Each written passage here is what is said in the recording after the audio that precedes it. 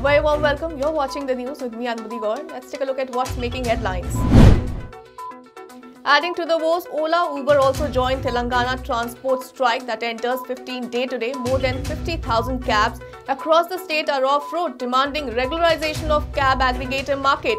A statewide shutdown had been called by the TSRTC staff today, disrupting normal life across Hyderabad and 32 other districts. The protesting TRSTC employees want the government to meet their 26 demands, including a merger with the government. The protest began on October 5th against the KCR government. The shutdown call has been supported by the opposition party.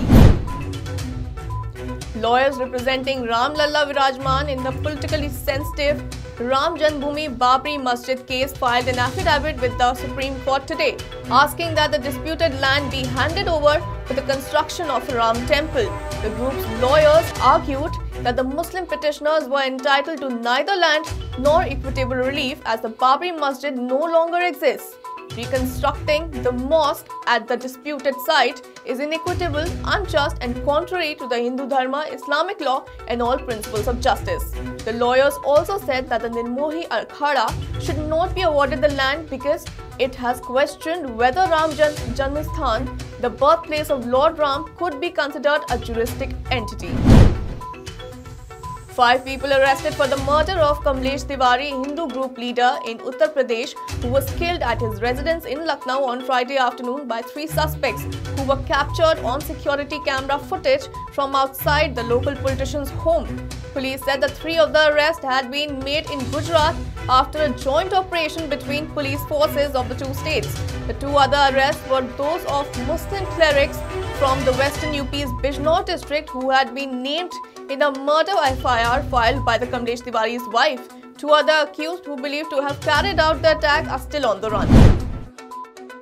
Prime Minister Narendra Modi today sharpened his attack on the Congress, alleging that their wrong policies led to systematic failure in Jammu and Kashmir over decades and weakened India's national security on a continuous basis over the last 70 years. PM made the attack while addressing a large gathering in Ilanabad in Haryana's Sirsa district on the last day of campaigning for the 2019 Haryana Assembly election. PM also highlighted how the Congress didn't do enough when Pakistan-occupied parts of Kashmir, referred to as Pakistan-occupied Kashmir today. J&K Police Chief Dilbagh Singh says that no protest of any form, including sit-ins, will be allowed in Kashmir till the situation improves and the restrictions in the Kashmir Valley are completely lifted. Remember, on Tuesday, over a dozen women, including former Jammu and Kashmir Chief Minister Farooq Abdullah's sister and daughter, were arrested for holding a sit-in in Srinagar against the ending of the state's special status. The women were released on Thursday after furnishing personal bonds. 2 days after Union Home Minister Amit Shah sought to end speculation over the BJP's alliance with the Janata Dal United in Bihar by confirming Chief Minister Nitish Kumar would lead the parties in assembly polls scheduled for next year, State BJP Chief Sanjay Jaiswal appears to have raised the question of seat sharing for state elections, demanding that the Chief Minister Nitish Kumar show big heart by making a similar announcement. The Bihar assembly polls are slated to take place in 2020. Less than 24 hours after agreeing for a 5-day truce to allow Kurdish forces time to pull back from Turkey's cross-border assault, Erdogan underlined Ankara's ambition to establish a presence along 300 miles of territory inside Syria. Turkey will set up a dozen observation posts across northeast Syria. That's all in this bulletin. Thanks for watching. The news and updates will continue on the other side.